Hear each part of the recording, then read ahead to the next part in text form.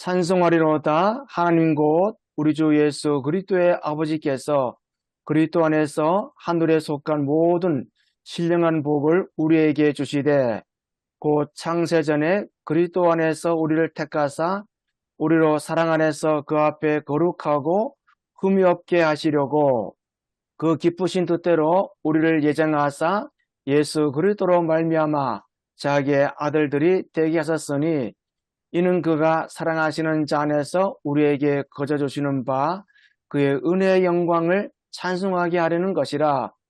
우리는 그리스도 안에서 그의 은혜의 풍성함을 따라 그의 피로 말미암아 속량 곧 죄의 사함을 받았느니라.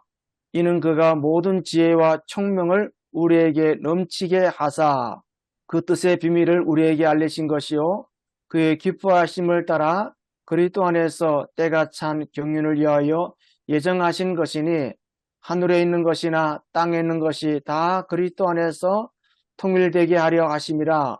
모든 일을 그의 뜻의 결정대로 일하시는 이의 계획을 따라 우리가 예정을 입어 그 안에서 기업이 되었으니 이는 우리가 그리스도 안에서 전부터 바라던 그의 영광의 찬송이 되게 하려 하심이라. 그 안에서 너희도 진리의 말씀 곧 너희의 구원의 복음을 듣고 그 안에서 또한 믿어 약속의 성령으로 인치심을 받았으니 이는 우리 기업의 보증이 되사 그 얻으신 것을 속량하시고 그의 영광을 찬송하게 하려 하심이라. 아멘. 아멘. 아멘. 24년 7월 14일 성령 강림절후 8번째 주일 구원의 세 가지 의미라는 제목입니다. 본문은 방금 읽었고요. 먼저 주석을 보면 유흥겨울 호서대학교 교수님이 하셨습니다. 먼저 역사적, 문학적으로 본문 읽기를 보며 그리고 본문의 구조 분석을 보면 먼저 예배소서의 독특성을 이야기하고 있습니다. 예배소서는 여러 면에서 매우 흥미로운 서신서입니다. 비평학계에서는 이 편지를 바울 이후의 저작으로 봅니다. 바울의 다른 편지들과는 몇 가지 중요한 차이점이 있다라고 이야기를 하면서 세 가지를 이야기했거든요. 먼저 첫 번째가 에베소서는 어느 교회에 보내도 무방할 만큼 보편적인 메시지를 담고 있다는 것. 그런데 반면에 로마서나 고린도전후서, 갈라디아서 등은 특정 교회의 특정 상황을 반영하고 있다는 거고요. 그리고 두 번째 차이점은 사도 바울의 권위가 자명하게 인정되는 분위기가 있다는 것. 역사적 바울은 그의 사도권을 인정받기 어려웠던 반면에 에베소서에서는 그의 권위가 자명하게 인정되어진 모습입니다. 그리고 세 번째 차이점은요. 에베소서 사본에서 에베소에 있는 이라는 구절이 누락되어 있거든요. 따라서 이 편지는 에베소 교회가 아닌 일반 교회를 위한 것이라고 볼 수 있다고 지금 책에서 기록되어 있습니다. 그러면서 설교와 학문적인 논의를 보면 교회 강단에서는 에베소를 명백히 바울의 편지로 우리가 보통 바울의 편지로 선포하잖아요. 네, 성도들의 실질적인 진단을 추구하는 설교에서는 역사적 상황을 거론하는 것은 득보다 실이 훨씬 많습니다. 그러니까 성도님들이 헷갈려 하시니까요. 그래서 설교의 본질은 하나님의 말씀 안의 역동성이지 역사적 실체에 대한 학문적 논의가 아닙니다. 그래서 설교는 강의가 아니라 실전적 결단을 촉구하는 선포라고 해서 이걸 이야기하는 것보다는 하지 않는 게 더 낫다라고 지금 본문에서 얘기하고 있고요. 설교자의 관점에서 보면 설교자의 입장에서 에베소의 생성 배경을 기억하는 것은 의미가 있습니다. 근데 에베소서가 후대 교회의 상황을 반영한다면 오늘날 한국 교회에 처한 여러 가지 문제를 답변할 수 있습니다. 또한 에베소서의 신학적 시각을 보면 에베소서의 저자는요, 그리스도가 교회의 머리가 된다는 사고를 넘어서 온 세상을 지배하시는 만유의 주님이라고 고백합니다. 하나님이 피조물의 창조주이시기 때문에 그리스도도 인간을 구원하기 위한 존재로 제한될 수 없음을 이야기하고 이런 광활한 시간은 다른 바울의 편지에서는 발견되지 않거나 간접적으로 얘기만 했을 뿐입니다. 그래서 에베소서는 범상한 윤리적 교훈도 한결 신학적 차원에서 제시되고 있고요. 이러한 신학적 차원이 오늘날 우리에게 주는 의미는 매우 큽니다. 라고 주석에서 결론적으로 이르게 했는데 조금 이거는 좀 이해하기가 조금 어렵더라고요. 이건 조금 더 같이 얘기해 보면 좋겠고요. 두 번째, 신학적 명상적으로 본문 읽기를 보면 먼저 에베소서의 구조를 보면 에베소는 크게 두 가지로 나눌 수 있습니다. 1장에서 3장까지가 구원을 가져오는 복음이고 4장에서 6장짜리가 6장까지가 윤리를 유도하는 복음 이렇게 두 부분으로 나누고 있습니다. 오늘의 본문은 이 구원론 첫 부분에 다루고 있거든요. 그래서 구원의 확실성을 강조하고 있는데 본문의 핵심은 하나님께서 우리에게 주신 구원이 이미 오래전부터 그분의 계획에 따른 것임을 밝히고 있습니다. 여러 가지 용어로 이걸 강조하고 있는데요. 먼저 창세 전에, 그리고 예정, 경륜, 뜻의 결정, 인치심, 기억의 보증이라는 이러한 표현들로 용어들로 강조하고 있습니다. 이러한 구원론적 전망은요, 바울이 제시한 믿음이 성령의 역사에 의한 것이라는 입장보다 더욱 강화된 것입니다. 그러면서 보증의 개념을 많이 이야기했거든요. 그래서 본문에서는 보증이라는 개념을 통해 구원론적 확신에 접근합니다. 히브리어 알라보는 신약 성경에서 3번 등장하거든요. 네. 모두 성령의 약속을 의미하는 데 사용되어졌습니다. 그래서 현대적인 의미로는 성금, 선수금, 또 계약금으로 번역할 수 있다고 이야기하고 있거든요.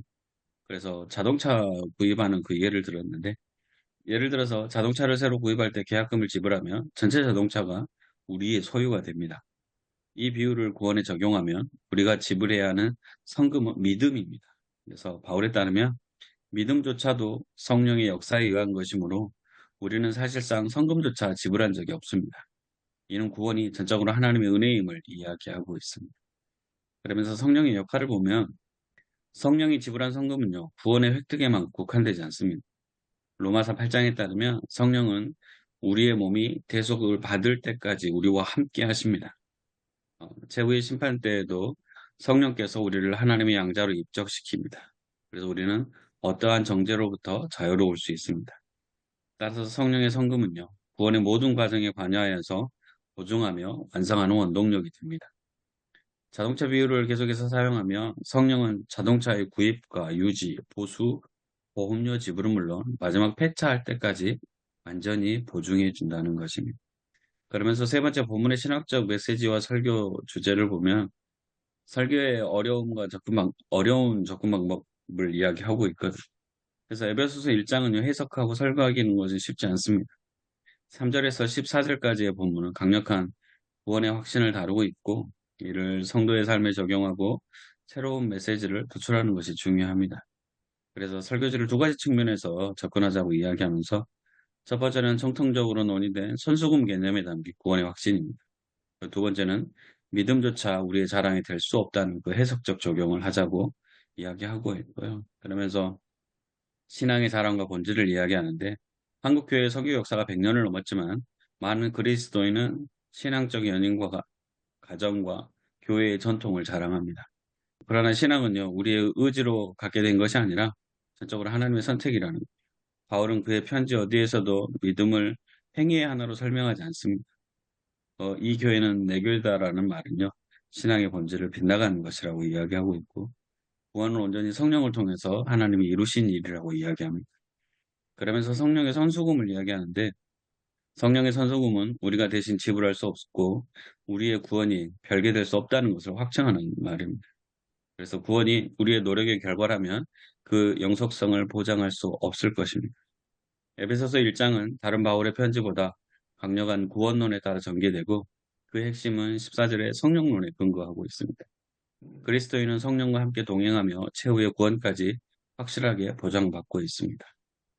그러면서 에베소서의 구원론을 요약을 하면 다음과 같이 요약할 수 있거든요. 우리는 확실한 구원을 받았지만 그것이 우리의 공로가 아니므로 자랑할 수가 없습니다. 우리는 그리스도 사건에 기여한 바가 없으나 그 때문에 우리의 구원이 종말론적으로 확실합니다. 이 모든 것이 핵심에는요, 우리의 구원을 시작하고 완성하시는 성령님의 역사하심이 있다라고 오늘 주석을 해놨고요. 설교는 포항대독교회 임종수 목사님이 하셨는데, 설교의 서론을 보면 에베소서는 바울이 로마의 옥중에서 쓴 서신이고, 에베소 교회뿐만 아니라 소아시아 여러 교회를 위해 보편적인 내용을 담고 있고, 에베소는 당시 로마 제국의 중요한 도시고, 종교적으로는 아르테미스 신전으로 유명합니다. 그래서 바울은 에베소에서 2년간 사역하고 큰 애착을 보여줍니다. 그리고 또 에베소서 구조를 설명하면서 교리와 윤리로 나눴고 중요한 메시지를 보면 먼저 첫 번째가 구원의 선택이었습니다. 구원은 하나님의 전적인 선택이라는 것. 우리는 하나님의 은혜로 구원을 받았으며 우리의 공로는 아무것도 없습니다. 하나님의 사랑은 무조건적이며 존재적이라는 것. 두 번째는 구원의 통일성에서 이야기하는데 구원은 그리스도 안에서 우리의 존재가 통일되는 것입니다. 에베소서 4장에서 바울은 교회의 일치를 강조하고 예수를 구주로 고백하는 자는 모두 한 형제와 자매임을 이야기합니다. 세 번째, 구원의 보증을 이야기합니다. 그러면서 성령의 인치심은 구원의 보증입니다. 성령은 우리의 구원을 보증하고 우리와 함께 행하십니다. 성령과 함께 행할 때 구원의 은혜를 누릴 수 있습니다. 그러면서 결론적으로 구원은 그리스도인의 기본적이고 중요한 문제입니다. 바울은 우리가 받은 구원이 행위나 노력으로 얻는 것이 아니라 하나님의 선택에 의한 것임을 강조합니다. 구원받은 사람은 모두 한가족으로 사랑하고 받아들일 수 있으며 성령과 함께 날마다 구원의 은총을 누릴 수 있습니다. 교회에서 성도들을 사랑으로 대하며 구원의 감격을 천국 가는 그날까지 누리기를 소망한다고 설교하고 있습니다. 그래서 이거 오늘 준비하면서 주석하고 설교를 보면서 어떻게 설교를 할 수 있을까를 고민하면서 오늘 본문에서 주시는 핵심 메시지가 뭘까를 정리 한번 해봤거든요. 그래서 하나님께서는 창세전부터 우리를 예정하시고 예수 그리스도를 통해 구원하시며 성령의 인치심으로 우리를 하나님의 자녀로 삼아 그의 영광을 찬양하게 하신다라는 내용입니다. 그래서 4절, 5절을 통해서 하나님의 계획된 축복, 그리고 7절을 통해서 그리스도의 통한 구원, 13절, 14절을 통해서 성령의 인치심, 이 세 가지를 주제로 설교를 하면 어떨까? 그래서 하나님의 은혜와 영광을 찬양하게 한다라는 본문 마지막을 통해서 이러한 설교를 하면 어떨까라고 생각을 했고, 그래서 이 핵심 메시지를 보고 오늘 이야기하면서 이걸 이렇게 핵심 메시지를 삼아도 되는지 아니면 좀 수정할 상황이 있는지 이런 식으로 같이 얘기를 나눴으면 좋겠습니다. 그래서 질문은 따로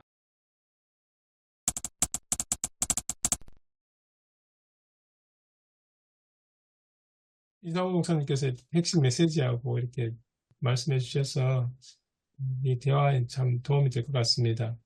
제목이 구원의 세 가지 의미로 되어 있지 않습니까?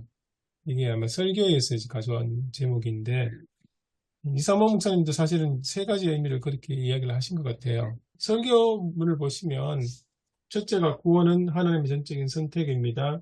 둘째, 구원은 그리스도 안에서 우리 존재가 통일되는 것입니다. 셋째, 구원은 하나님의 보증이 되는 사건입니다. 요게 세 가지 의미라고 말씀하신 것 같아요. 목사님들도 이렇게 동의를 하시는지요? 일단 준비하면서 그러니까 주석 보면 우리가 보통 아는 말을 편하게 쓰신 것 같거든요. 근데 본문을 보면 이게 최 교수님이 얘기했던 것처럼 어렵게 돼 있더라고요.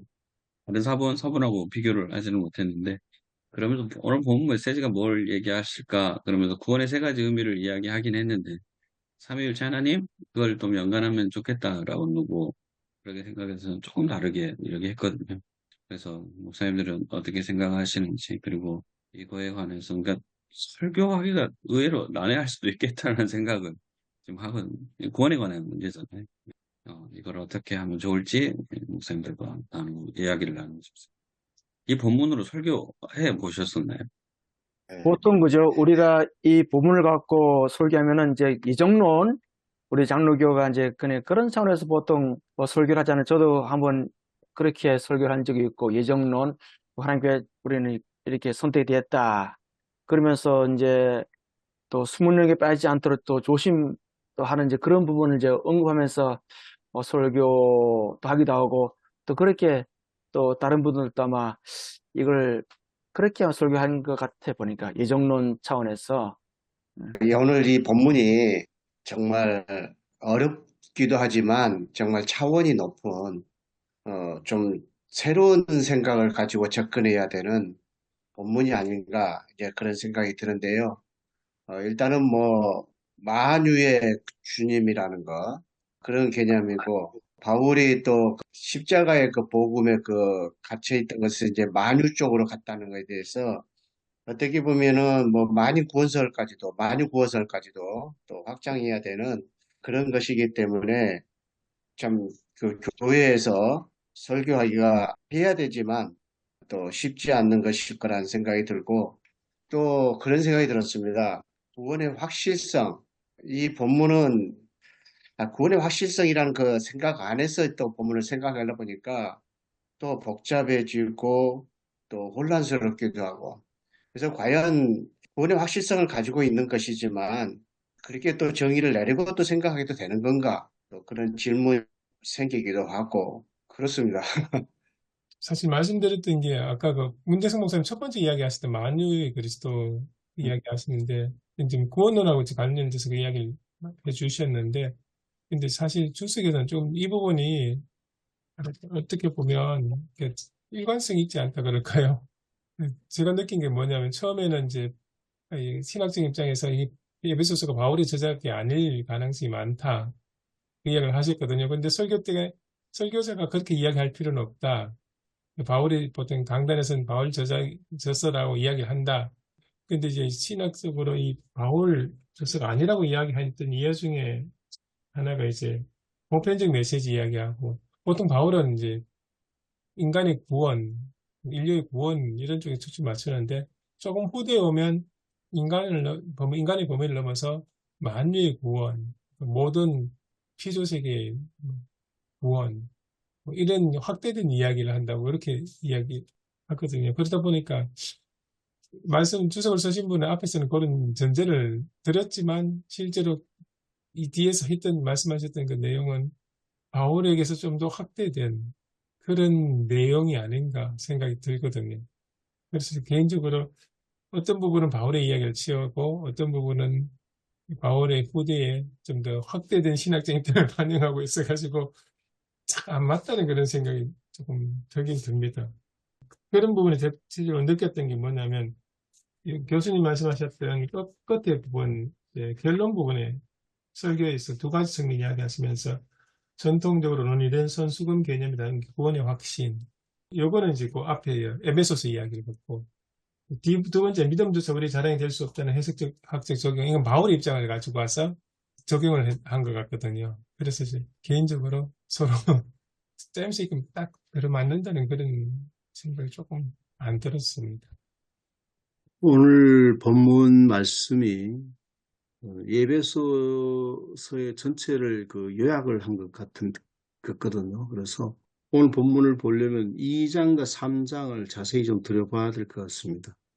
예배소 2장, 3장을 보고 첫 번째는 2장에 보면 본문 보면 세 가지를 말하고 있다고 하는 첫 번은 하나님의 자녀가 됐다는 것. 그리고 이제 그리스도 안에서 이제 공동 상속자가 되게 됐다는 거죠. 그리스도 안에서 우리를 불러가지고 함께 하나님의 기업을 받게 하셨다는 것이고, 첫째 하나님의 자녀가 되게 하셨고, 함께 하나님의 기업을 받게 하셨고, 그 다음에 이제 이 모든 것들을 성령께서 보존하신다. 그걸 이제 그렇게 말씀할 세 가지인데, 그래서 2장과 3장을 읽어보면 그런 구조로 되어 있거든요. 2장에 보면 1절에서 13절까지는 우리가 누구였는가, 우리가 구원받기까지 어떻게 받았는가 얘기를 하였고, 2장 14절부터는 그 유대인과 이방인들 하나로 만드셨다라고 하는 거를 얘기를 하고 있고, 그 다음에 마지막에 이제 3장에 보면 성령에 관한 것도 말씀하고 있거든요. 마지막에 4장에 보면 성령에 관한 것에 대해서 전체를 우리가 봐야 된다고 보고, 에베소 자체가 결국은 이제 그리스도 안에서 하나 됐다고 하는 것. 우리가 보통 에베소 뭘 그리스도 안에 일치를 말한다라고 하는 그렇게 우리가 알고 있잖아요. 간단하게. 그런 차원에서 오늘 말씀을 읽어야 되지 않겠나 봅니다. 또 교회론이 근거하고 있으니까 교회와 어떻게 관계돼 있고, 그리고 마지막에 또 주목해야 될 거는 세 가지를 얘기하면서 하나님의 은혜를 찬미하게 하신다.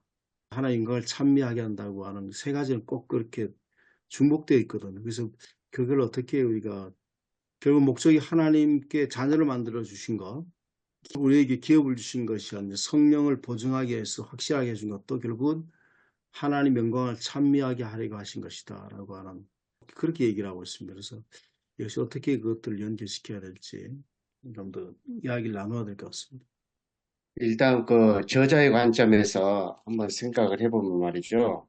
1장에 이제 처음에 1절, 2절 인사하고 본문 3절부터 14절까지가 있고, 그 다음에 이제 15절부터 그 뒤 25절까지는 바울의 기도다. 이렇게 또 이야기하지 않습니까? 그 다음에 이제 2장부터는 이제 허물과 죄로 죽었다 너희를 살리셨다. 어떻게 보면 본론으로 이제 들어가는 이제 그런 그 구조를 가지고 있는 것 같은데요. 그래서 이제 저자가 이 글을 쓸 때에 편지에 이제 그 당시에 그 양식이 있는 것처럼 그의 영광을 찬송하고 싶어가지고 그걸 이야기하고 싶어서 먼저 하시고 그다음에 이제 기도에 대해서 이야기하고 본론 들어가신 것이 아닌가 그런 생각이 좀 듭니다. 그러면서 이제 그의 영광을 찬송하기 위해서 그 안에 어떤 장엄한 그 하나님의 그 여러 가지 약속과 구원에 대한 것들을 좀 이제 같이 이제 그 영광이 무엇인지를 설명하면서 이 본문을 이렇게 좀 그런 생각이 좀 들거든요. 그래서 어떻든 마음속에는 그의 영광을 찬송하게 또 세 번 나오지 않습니까? 찬송이 12절, 14절 그의 영광을 찬송하게 하려 하십니다. 하여튼 이런 목적을 가지고 그의 영광이 무엇인지를 설명해 놓은 것이 아닌가 그런 각도에서 조금 접근을 먼저 시작하면 어떨까 저는 그런 생각이 좀 들었습니다. 12절, 14절 또 어디입니까? 예, 12절이 있고요. 그 14, 다음에 14절이 있고 그 6절도 있습니다. 다음에 6절 6절이네. 예, 예. 예, 마지막에 예. 3절도 사실은 처음 시작하면서 제가 세 번역을 읽어드리면 우리 주 예수 그리스도의 아버지이신 하나님을 찬양합시다. 그러니까 찬양 이야기 시작이 돼요. 예, 아, 예. 그렇죠. 예, 하나님의 찬양을 하고 이제 그 하나님 찬양 이야기를 쭉 이제 설명을 하는. 그러니까 처음하고 끝 뒤쪽 부분하고 이렇게 중간에 하고 이렇게 이제 하나님의 영광을 찬양, 하나님을 찬양하라 그런 의미를 강조하는 것 같아요.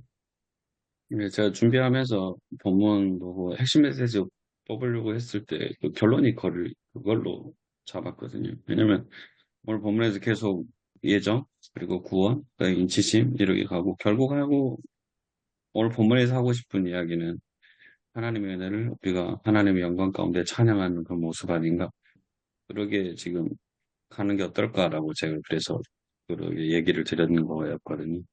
계속 찬송, 하나님을 찬양하는 그리고 우리의 모습이 그렇게 가야 되지 않나. 예정대로 구원받은 우리의 모습이 가야 되는 모습이 그 모습이 아닌가. 그러니까 본문에서 그 이야기 하는 거 아닌가라고 생각을 했었거든요.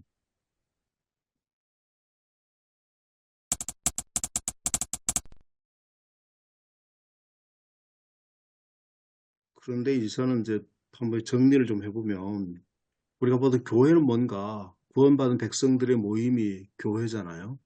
그 말에 압축되었다 본다면 내 앞에 부분은 구원받은 성도들이 어떤 사람인가라고 하는 것, 하나님이 택하시고 부름받고 예정받은 사람들의 였고 그 사람들이 결국은 교회를 이룬다고 하는 거죠. 하나님 나라의 기업은 결국은 하나님 나라를 말하는 것이고 하나님 나라를 이룬 것이고 그럼 하나님 나라를 이룬 것이 어디냐? 우리가 1장 마지막 보면 교회에 대해서 말하고 있거든요. 만물 위에 교회 머리로 삼게 하셔서 그리스도를 삼게 하셨고 교회는 그의 몸이니 결국은 만물을 충만하시니 충만합니다라고 얘기했거든요. 그렇기 때문에 교회는 세상적으로 보면은 보잘것 없어 보이고 아무것도 아닌 거 보이지만 그리스도의 충만함이 있는 곳이고 교회는 실제로 세상의 모든 걸 담고 있는 곳이라 볼 수 있거든요.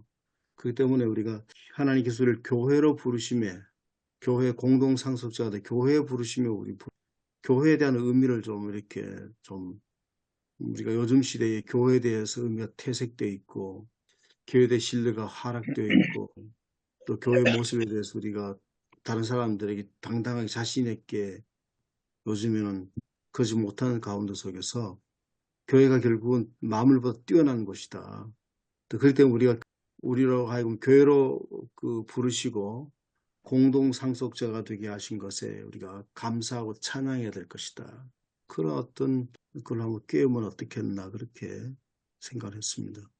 개인적인 구원, 오늘 본문 얘기는 개인적인 어떤 구원의 의미, 예정론이라든지 구원의 세 가지보다도 개인적인 구원이 아니라 공동체적인 구원, 그것들을 얘기하고 있지 않나 보거든요. 주석 부분은 개인적인 것들을 좀 얘기를 했는데 근데 그 본문은 공동체적인 구원을 더 넘어서 만유 구원을 이야기할 수밖에 없는 것이 더 봐야 되지 않을까 또 그런 생각이 좀 들기도 하고 그렇거든요. 그러니까 만유 구원하고 교회론하고 연결을 얼마든지 할 수 있다고 생각이 들거든요. 션 목사님 말씀이나 문 목사님 말씀 합치면 이 교회가 어떤 한 동네에 그냥 우뚝 솟은 지금의 우리가 모두가 이해하는 그냥 건물로서 그 교회가 아니고 오늘 본문 말씀 전체를 보면 이 하나님이 창세 전에 이미 예정하신 그리고 그 예정을 그리스도 안에서 이루신 그리고 그것이 어느 한 일정된 장소에 국한되는 그런 성전이 아니라 하나님의 어떤 창조의 영역, 만유에 속한 교회라면 그 교회는 굉장히 우주적인 교회, 만유를 품는 교회, 뭐 심지어 어느 한 국가보다도 훨씬 더 큰 그런 영역의 교회, 그런 교회로는 에베소서에서 참 중요하다고 생각이 돼요. 예, 이제 우리가 만유의 하나님이시고 하나님은 모든 사람들에게 문을 열어놓으셨지만 그러나 이제 교회는 또 그 부르심에 응답한 사람들이 모인 곳이잖아요.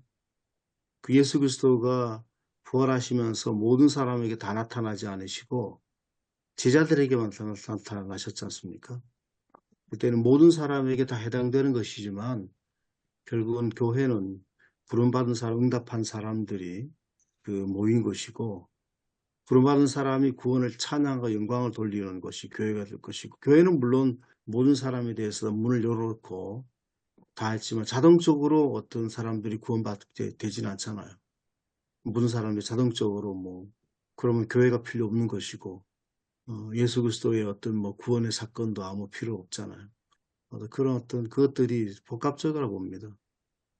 그러니까 부르심을 입은 하나님 백성들의 공동체가 이제 교회인 것이 분명하고 일차적인 건데 예, 그 신앙 공동체는 하나님의 뜻에 따라서 만유를 품는 예, 맞습니다. 또 모든 만유를 향해 사람에게 열려 있는 거죠. 열려 있는 그런 그러니까 여기서도 그런 이제 교회 안에서 열림이 필요한 게 특히 초대교회는 그 이방인과 유대인 간의 벽이 있었잖아요. 그 문제가 시급한 문제였거든요. 그리스 사람과 유대인 간의 어떤 그것. 그런데 그 안에서 어떤 것들이 정말 그리스도 안에 일치를 이루는 것. 그리스도 안에 일치를 이루지 못하면 누가 들어와도 일치를 이루지 못하기 때문에 지속적으로 그 안에서 하나님 나라 실현될 수 있도록 계속해서 모든 사람을 품는 교회가 될 수 있도록 그게 특정한 사람만 품는 게 아니고 우리가 임 교수님 말씀하신 그 말씀과 같은 맥락이 같다 봅니다. 이거를 좀 다른 각도에서 좀 우리가 설교를 해야 되는데 4장에서부터는 이제 실천적인 부분이 나오잖아요. 윤리적이고 실천적인 부분이 나오는데 그거를 염두에 두고 이렇게 바라보면은 이제 에베소 교회의 뭐랄까요? 그들이 구원받은 백성으로서의 어떤 지위라든지 또 어떤 그 은혜를 누리면서도 그 사실을 잘 모르는 그런 어떤 영적인 어떤 결핍이랄까 그 속에 살아가는 사람들 이제 신자들에게 보내는 서신이라고 할 때에 교리적인 어떤 그러한 설교가 좀 필요하지 않을까. 저는 전에 이거에 대해서 이제 한번 설교를 한 적이 있는데요. 우리가 이제 구원의 서정에 대한 어떤 것도 조금 곁들여서 얘기를 좀 할 필요가 있지 않을까라는 생각도 하고, 아까 이제 이 목사님 말씀하신 그 핵심 메시지가 이제 일단 너무나 자명하게 딱 드러나니까요. 4절, 5절, 6절 성부 하나님, 7, 8, 9, 10, 11, 12에서 성자 예수님에 대한 또 13, 14절에서 성령 하나님에 대한 이제 이런 여러 가지 모습들에 대해서 이제 설명하면서 교리적인 부분 그리고 저는 또 그 말씀을 했던 것 같아요. 하나님이 우리를 부르신 그 목적 그거가 뭐냐? 오늘 보면은 6절에서 우리가 예수 그리스도 안에서 하나님의 은혜의 영광을 찬송하게 하려는 것 이것도 말씀했던 것 같고 그 다음에 이제 여기와 더불여서 마태복음에 이제 그 하나님 나라에 대한 얘기를 하면서 믿지 않는 자들이 우리의 착한 행실을 보고 하나님께 영광 돌리게 하기 위해서 라는 어떤 뭐랄까요 우리의 신분에 대한 것 그런 것들에 대해서 얘기를 했던 것 같습니다. 그래서 그리스도인이 하나님의 양자됨, 구속 혹은 뭐 용서, 죄 용서 또 하나님의 나라의 상속 또 성령의 인치심, 뭐 이런 어떤 이 모든 것들을 좀 이렇게 같이 얘기하는 게 어떤가라는 생각을 저는 좀 했었고요. 보다 좀 더 쉽게, 그러나 교리적인 부분을 조금 터치를 하면서 저는 구원의 서정에 대해서를 조금 해야 되지 않을까, 예, 그 정도 생각을 했습니다. 이것이 되면은 자기 신분, 자기 아이덴티티에 대한 얘기가 이해가 되어지면 그 다음에는 이제 거기에 걸맞는 4장에서부터 말씀하시는 것이 그러므로 라는 얘기지 않습니까? 그러므로 앞에 이제 교리적인 어떤 부분에 대한 것을 얘기하고 난 다음에 주 안에서 같이 내가 너희에게 권하기를, 그러면서 너희가 부르심을 받은 일에 합당하게 행하라 라는 얘기니까요. 그래서 그런 어떤 부분들이 좀 있어야 되지 않을까, 예, 생각했습니다. 그래서 에베소서에 이제 그리스도 안에 있는 구원을 쭉 읽어보면 2장 11절 이하에 보면 유대 사람과 유대 바깥 다른 민족 사람들이 그리스도 안에서 하나가 됐다 하는, 이것은 유대의 경계선, 또 유대인들이 갖고 있던 선민의식, 편협성, 이거를 뛰어 넘어가지 않겠습니까? 일단은 2장 11절 이하에 그래 나옵니다. 그 다음에 더 넘어가는 게 3장 가보면, 저는 지금 새한글 성경 보고 있습니다. 3장 10절에 분명히 그 우주적 교회론이 나옵니다. 3장 10절에 이제 하늘에 있는 지배자들과 권력자들에게 교회를 통하여 하나님의 다양한 지혜가 알려지도록 하시기 위해서였습니다. 이 11절, 이 일은 미리 정해주신 영원한 목적에 따른 것이고 그 목적을 하나님은 그리스도 예수 우리 주님 안에서 이루셨습니다. 그리고 15절에 보면 하늘이나 땅에 있는 모든 결례에게, 인류 아니겠습니까? 이건 모든 결례에게 이름을 주시는 하나님 아버지 앞에, 그러면서 이게 민족도 뛰어넘고 또 인류도 넘어서 우주적으로 나아가는 교회의 영역, 그것이 에베소서에서는 굉장히 강하게 지금 나오는 것 같습니다. 그러면서도 말씀하신 것처럼 5장 이하에 보면 5장 25절 이하에는 의로움과 거룩함으로 창조된 사람은 새 사람으로 옷을 입어야 되는데, 새 사람으로 옷을 입는 그 윤리적인 부분은 굉장히 미시적입니다. 이웃과 더불어 참된 것을 말하고, 그리고 화를 내더라도 죄를 짓지 마라, 뭐 도둑질하는 사람, 이런 식으로 굉장히 우주적이고 또 미시적인, 그것이 에베소서에 이렇게 참 돼 있다는 게 참 놀랍습니다.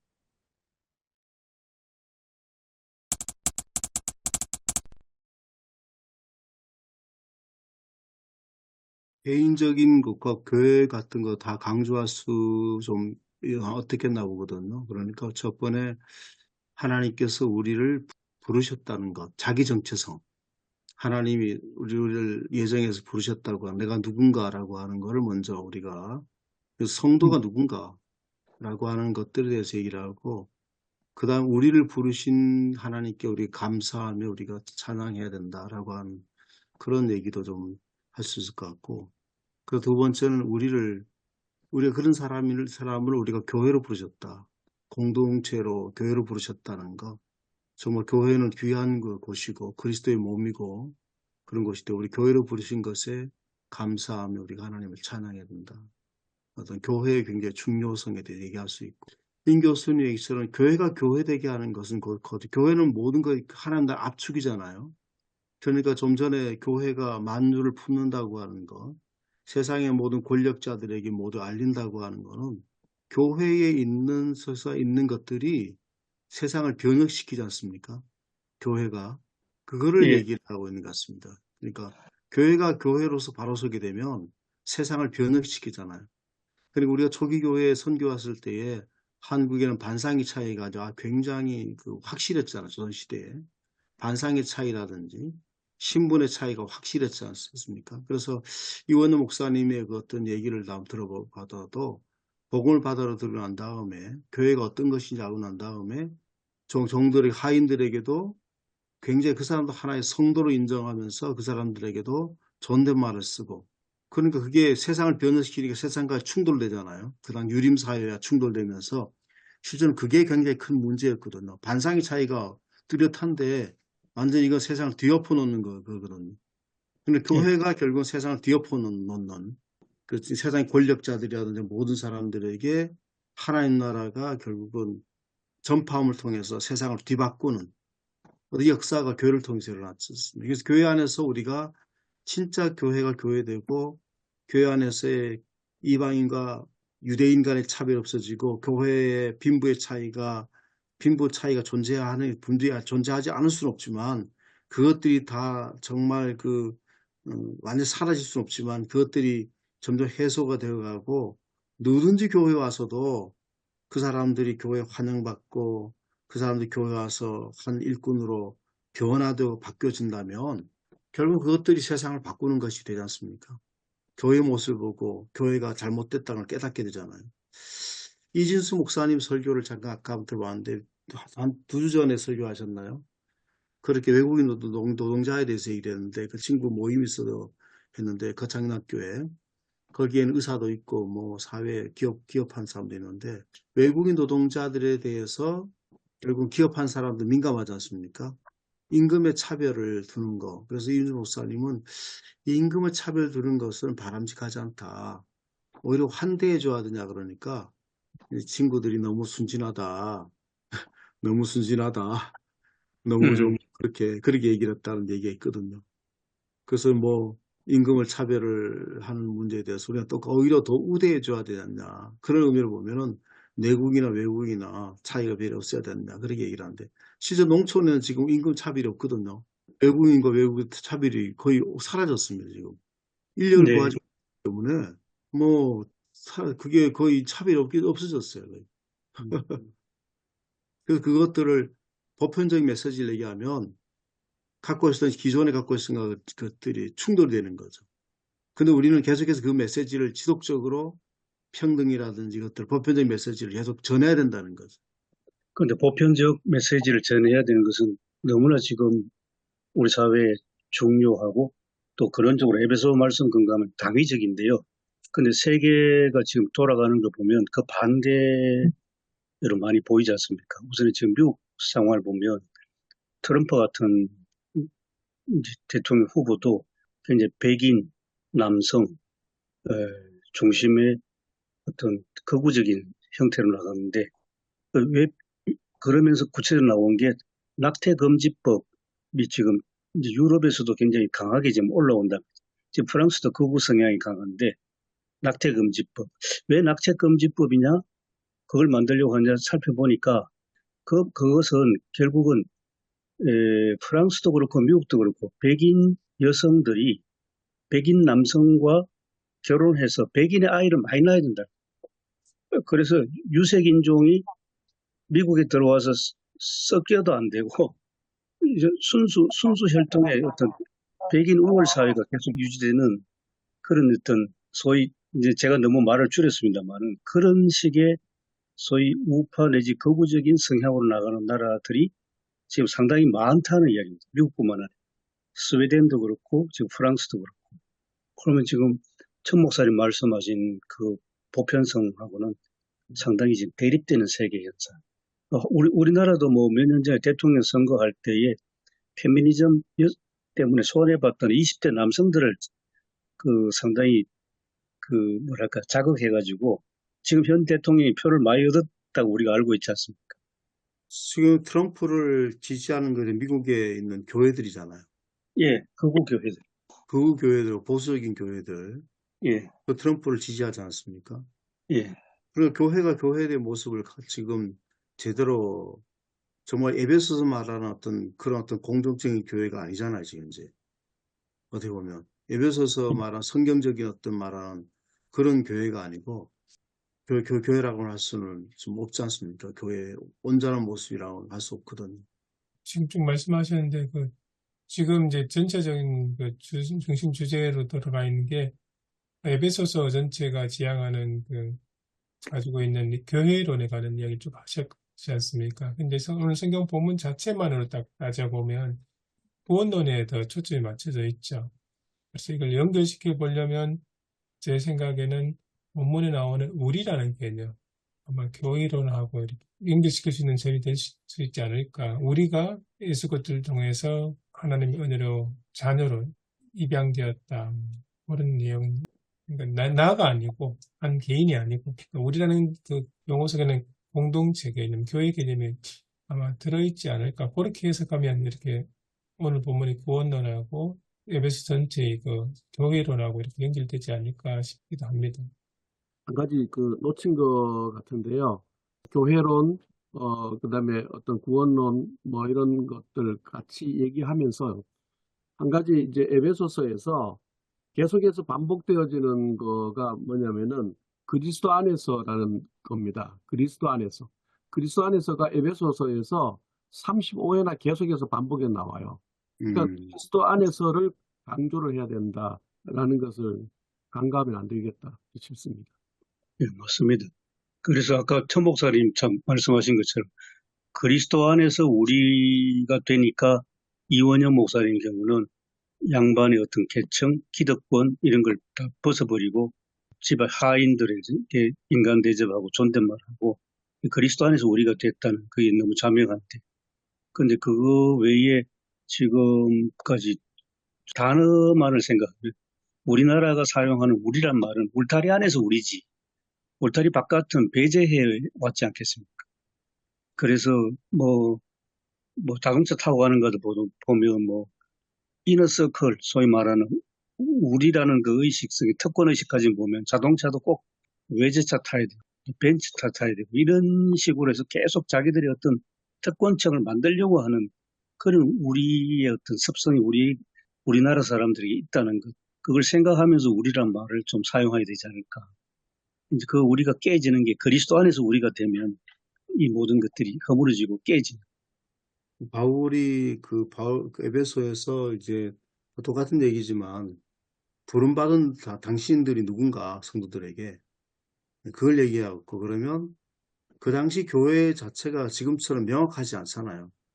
에베소 사회 속에서 특히 에베소 이방인 아데미 신전이 정말 그 종교적인 것들이 강하고 그런 속에서 교회 공동체라고 하는 뭔가 라고 하는 것들을 지속적으로 강조하지 않았나 보거든. 그래서 보면 그리스도 안에서 통일되게 하려 하신다는 것과 10절을 보면 그 안에서 기업이 되게 하셨다라고 하는 것. 그것이 이제 교회에 관한 얘기라고 볼 수 있거든요. 그래서 그 당시에 교회가 뭔가, 교회가 어떤 의미가 있는가라고 하는 걸 지속적으로 성도들에게 계속해서 강조할 필요가 있었다고 보고 그러면 이 교회는 어떤 의미가 있는가? 하나님의 성령이 보증하셨다는 거죠, 교회가. 그리고 우리가 다 여러분들이 갖고 있는 교회가 다른 어떤 모임이나 다 여러분도 성도들도 근무도 다른 사람들이고 이방인들과 다른 사람들이고 또 그 신전 사회 속에서 있는 사람과 다른 사람들이고 또 교회는 다른 곳이기 때문에 이것은 확실한 것은 하나님께서 여러분 교회를 성령으로 보증하셨다. 그러니까 교회는 확실한 곳이다. 하나님 나라가 이게 받는 곳이다라고 하는 거를 지속적으로 강조해야 될 필요성이 있지 않았나 봅니다. 후반부 적용 같은 그러면 이방인들과 어떻게 살아야 될 건가? 이방인들 어떤 구별해야 될 건가? 부름받은 백성들이 그 이제 4장부터 이제 계속 나오는 것들이거든요. 그래서 이제 그런 얘기를 해서 우리가 어떻게 다른가? 교회가 어떻게 다른가? 교회가 왜 중요한가? 교회가 이거보다 어떻게 뛰어나는가? 라고 하는 거를 이제 얘기를 했다고 보거든요. 지금 우리가 생각하고 있는 한국 사회에서 뭐 곳곳마다 교회가 있는 그런 사회가 아니잖아요. 보편의 사회가 아니고 진짜 우리가 이제 뭐 인도네시아 가면 교회가 거의 없잖아요. 어디든지 십자가 없고 일본만 하더라도 십자가 있는 데는 거의 뭐 진짜 여행하다 보면 진짜 반갑지 않습니까? 교회 십자가 보면 없는데. 근데 그런 어떤 사회 속에서 있는 이 에베소 성도들에게 주시는 말씀이라는 거죠. 그러니까 얼마나 우리가 귀한 그 하나님께 택하시 받은 사람인가, 자녀인가라고 하는 거를 이제 지속적으로 얘기를. 우리가 또 오늘 우리 사회가 교회가 많고 교회가 다른 사회가 많지만 한국 사회에서 좀 자기 정체성이나 교회 정체성이 좀 희미해져 갈 때에 그런 정체성을 좀 확실하게 우리가 해야 될 것 같고 또 이것에 대해서 얼마나 하나님께 은혜 감사해야 될 건가. 우리가 찾아야 될 건가라고 하는 걸 얘기하면 어떻겠나 싶습니다. 저도 그 비슷한 생각을 했었는데요.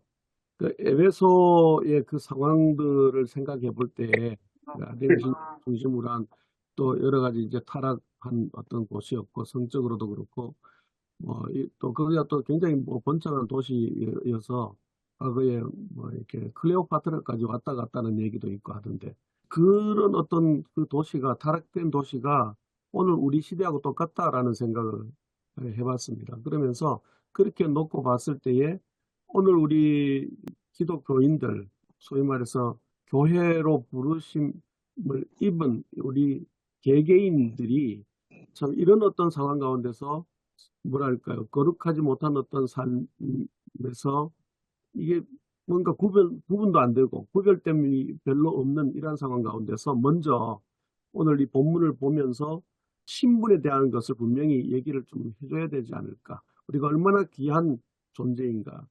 하나님의 예정하신 가운데서 이미 우리가 부르심받은 그런 구원받은 백성이고, 그리고 그리스도 안에서 이런 어떤 구원을 받았으니 나중에 이제 물론 또 4장으로 넘어가면서 실천적인 부분도 나오겠지만 그런 어떤 윤리적인 어떤 도덕 그것만이 아니라 우리가 구원받은 백성답게 살아가는 것으로 연결되어져야 된다라는 생각을 좀 했었습니다.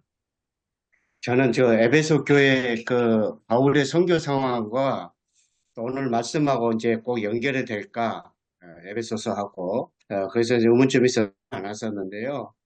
이제 저는 이제 그 바울의 그 선교 여행 중에서 최고의 결정체는 에베소에서의 사역이 아닌가, 그런 생각을 좀 하거든요, 저는.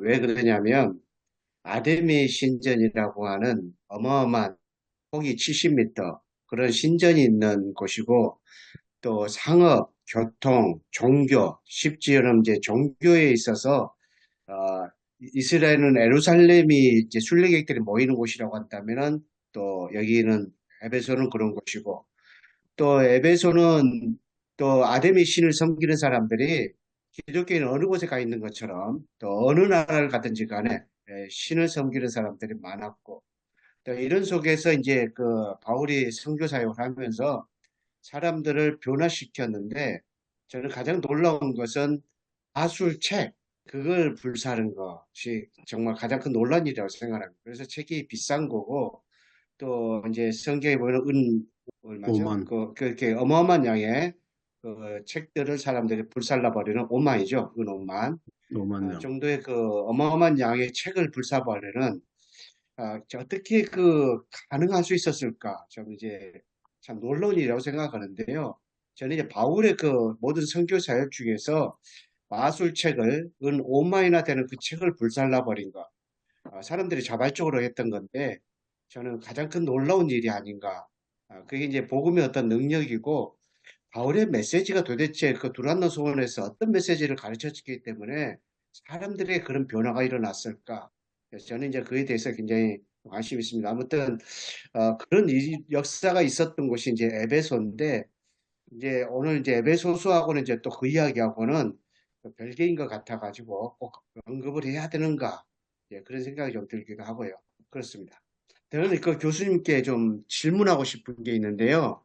신학자로서요, 에베소서의 말씀을 보게 되면은 우리 목회자나 또 우리 교회를 보면은 너 그러면 안 돼, 그런 것들을 해주고 싶은 이야기가 내면 속에 많이 가지고 계시지 않을까, 좀 그런 궁금점이 좀 있거든요.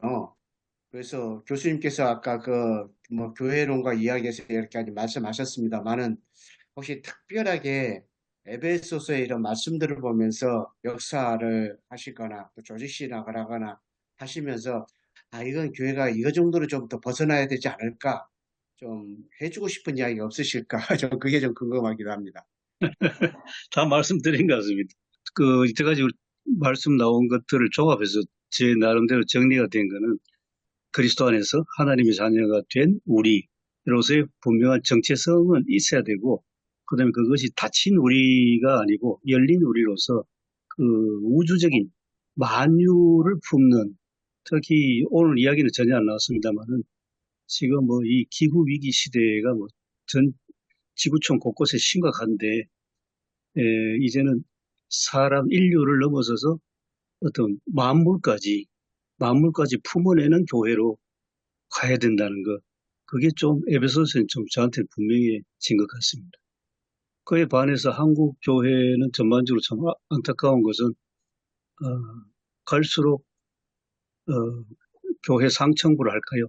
교회 뭐 소위 중직자들 이상들 보면 경제적으로 다 뭐 나름 중산층 이상이 돼서 그런지 더 좁아지고 있고 또 그들만의 리그를 쌓아서 기득권층이 되고 좀 나쁜 의미에서 정치화되는 그래가지고 온갖 걸 다 어떤 쥐고 이제 소유하려고 하는 그런 모습들이 참 안타깝다는 생각은 듭니다.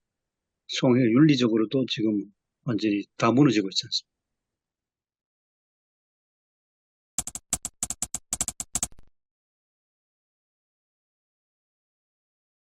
혹시 설교 방향이라든지 설교 주제를 정하셨는지 그 이야기를 좀 나눴으면 좋겠습니다.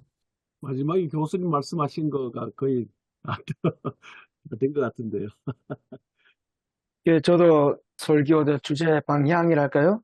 구원의 복음을 들은 자의 삶의 포커스를 맞추면서 아까 조금 전에 교수님 말씀하신 대로 우리 그리스도인의 그 확고한 그 정체성을 가지고 가면서 또 세상을 향한 열려있는 그런 공동체로서 이게 10절이죠? 10절인가요? 예. 하늘에 있는 것이나 땅에 있는 것이 다 그리스도 안에서 통일되게 하려 하심이라. 정말로 교회가 어떻게 세상을 구국할 것인가? 거기서 우리 기독교인의 역할은 무엇인가? 우리가 갖고 있는 거룩함의 정체성을 갖고 이 하나님을 이룰 것인가? 이렇게 조금 개념이 좀 잡혀갑니다. 저도 이제 교수님 말씀하신 것이 오늘 본문을 가지고 이 시대를 받아봐야 시대 정신이 아닌가 그런 생각이 좀 더 많이 들고요. 아무튼 그 부분을 더 좀 확장시켜서 설교를 준비해야 되겠다 싶고 또 이제 오늘 주석하신 교수님도 내 교회 그런 이야기를 하는데 이게 심각한 병이라고 이렇게 또 생각이 들고요. 그래서 아무튼 이제 주제는 일단 생각해 보기에는 자랑할 수 없는 구원, 교회 현주소를 조금 들여다볼 수 있도록 해야 되지 않을까. 좀 일단은 그런 가닥을 좀 잡아봅니다. 좀 이건 넣어야 될지 말지 모르겠습니다만은 교회론의 현재 목사님들, 젊은 목사님들이 뭐랄까요? 좀 씁쓸한 솔직히 드는 게 지방의 어느 교회 목사님이 이제 은퇴하시고 후임자를 구하는데 소위 서울에 있는 부목사들 몇 사람한테 가라고 그러니까 다 안 가려고 손사래를 치고 그런 현실을 보면서 이 지금 현재 목회하고 있는 젊은 목사들의 교회론이 뭐냐 하는 게 저는 사실 개인적으로 좀 그렇습니다. 오늘 우리 본문에 나오는 교회론은 어마어마하고 정말 참 대단한 굉장한 말씀인데 현실적으로 젊은 세대 목사님들이 서울에만 다 있는 소위 뭐 자기들 보기에 괜찮은 교회 그런 교회만 있으려고 하는 성향은 좀 그렇습니다.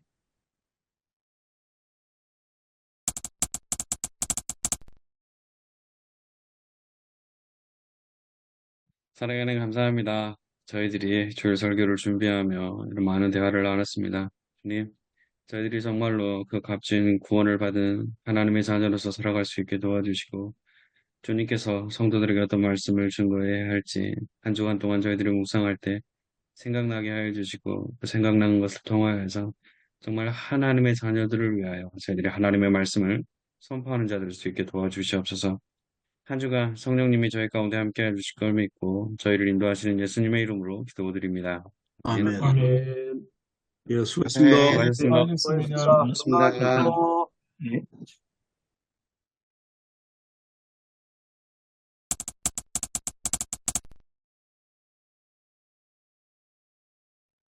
저는 그 드림으로 부유하게 살아가는 삶에 대해서 이제 말씀을 전했습니다. 도입부에서는 출애굽기 23장에 이스라엘의 3대 절기에 대해서 잠깐 이제 언급하고 구약의 절기는 이스라엘 공동체가 함께 지키며 또 나눔의 정신이 있다 이렇게 말씀을 드리고 오늘 우리에게 맥주감사절은 시간적으로 매우 의미가 있다. 예, 먼저 이렇게 농민들이 일모작이 끝나고 이제 이모작이 또 시작하는 그러한 또 시기고 또 그리고 우리에게는 또 이렇게 반년이란 시간이 또 하나님께서 함께 하셨다. 이렇게 이제 이해를 시키고 그리고 예배와 강단에 나와 있는 그 배경 부분을 좀 언급하면서 이제 들어갔습니다. 그래서 마게도냐 교회가 어려운 여건 가운데서도 하나님께서 주신 은혜를 갚고자 구제연금에 동참한 것처럼 부유한 교회면서 구제연금에 인색한 고린도 교회 교인들에게 연보, 헌금의 바른 자세를 고민하고 있다. 그러면서 우리가 맥주감사절에 드림으로 부요한 삶을 살아가는 것은 헌금은 자원하는 마음으로 넘치도록 해야 된다. 굉장히 조심스럽지만서도 이 부분을 제가 언급했습니다. 저 바울은 마게도냐 교회에 베푸신 하나님의 그 은혜를 고린도 교회에 알렸고 또 그들은 큰 환란의 시련 가운데서도 넘치도록 했다. 그러면서 고린도 교회도 마게도냐 교회 그 모본을 따라서 했으면 좋겠다. 적용 부분에 가서는 요즘 같은 상황에서 이렇게 헌금에 대한 설교는 참 쉽지 않지만서도 그럼에도 우리가 구원받은 성도는 헌금은 당연한 것이고 또 여기에 대해서 우리가 부담감을 갖지 말아야 된다. 약간 강한 의조로 말씀드렸고 두 번째는 헌금 바로 십자가의 사랑으로 진실되게 해야 된다라고 말씀을 드렸습니다. 그 적용 부분에는 헌금은 오직 예수 그리스도의 사랑에 의해서 참여하는 방법이다. 그러므로 헌금은 십자가의 사랑을 마음에 품고 진실된 믿음과 사랑으로 참여해야 된다 이렇게 말씀을 드렸고 그리고 세 번째는 헌금은 바로 공동체의 구성원을 형성하게 된다. 즉 헌금 우리가 내는 것으로 끝난 것이 아니고 함께 이 헌금이 공동체에 나가서 밖으로 이게 베풀므로써 나가야 된다. 그렇게 말씀을 드렸습니다. 그래서 제가 어저께 교인들에게 비록 얼마 안 되지만서도 우리가 밖에 나가서 식사를 같이 하자. 오늘은 목사인 제가 여러분들에게 베푸는 차원에서 하겠다. 그러면서 교인들과 좋은 시간을 가졌습니다. 이상입니다. 네, 저는 들어가면서 이제 밥심으로 산다 얘기하고 그다음에 밥 한번 먹자. 그 얘기가 단순히 한 끼 먹자는 게 아니고 이제 관계를 이어가는 어떤 그런 것이다라고 하는 양면성에 대한 얘기를 했고 헌금 자체가 어떤 성금이 아니고 하나님 은혜를 얘기를 했습니다. 그래서 그 말씀을 제가 풀어나가지고 그다음에 이제 주석에 나온 것처럼 두 가지를 얘기를 했습니다. 말씀으로 살기 적용 부분은 뭐 하나님에 감사해야 된다고 하는 거, 근본적인 감사. 그 다음에 하나님을 나눠야 된다고 하는 그런 얘기를 하고, 그 다음 목회 가운데 속에서 제가 이제 있었던, 지난번에 얘기했던 돈 아이들을 주는 얘기, 그거 짧게 얘기를 하고, 그 다음에 마지막에 이제 마무리하면서 제가 목회 처음에 옥방 교회에 갔었을 때에 83년 10월 중순이었는데, 그해 이제 광산이 다 폐광되어서 굉장히 먹고 살기가 힘들다는 얘기를 듣고 교회에서 30만 원, 그 당시 라면이 그 5천 원이었고 여자들 품값이 3천 원이었거든요. 라면 난 60박스 사서 가지고 돌린 적이 있었어요. 그래서 돌리느라고 산길 눈길에 굉장히 애먹었던 기억이 있었는데 그러고 난 다음에 이제 광산이 더 뭐 좋아지지 않고 그냥 광산이 계속 그 폐광 상태에 있었고 교인도 늘어지 않은 상태에서도 교회 목회자가 사례비가 제때에 제가 못 받아본 적이 없었고 목회 끝날 때까지도 중간 어려움도 있었지만 그러나 뭐 대출 받아가지고 제가 그렇게 사례를 받아본 적이 없고 그렇게 점점 불어났었던 걸 기억하고 이게 굉장히 공동체의 소중한 경험으로 간직하고 있거든요. 옥방교회도 저도 그렇고 그 얘기를 이제 좀 했습니다. 그래서 좀 많이 나누는 게 필요하다는 얘기를 하고 그렇게 마무리를 했습니다. 저는 스피노자 그 이제 에티카에 나오는 이제 감사에 대한 정의를 이제 먼저 소개하고 소개를 통해서 이야기하고 싶은 것은 그 생명에 관한 감사라면 더 큰 감사가 없는데 그러나 더 큰 감사가 있다면 하나님의 구원에 대한 감사다. 그것은 이제 하나님의 나라의 복음에 대한 감사인데 그런 복음에 대한 감사가 있었던 교회가 마게도냐 교회들이고 또 데살로니가 교회였다. 그렇게 보고요. 그래서 이제 복음에 대한 감사 속에서 예루살렘 교회의 그 연보를 이제 시작하게 됐는데, 그러나 이제 연보를 시작하게 된 것은 이제 요즘 시대 같은 경우에는 참 쉬운 일이, 데살로니가 상황에서 보게 되면은 아주 혁신적이고 파격적인 것이었다.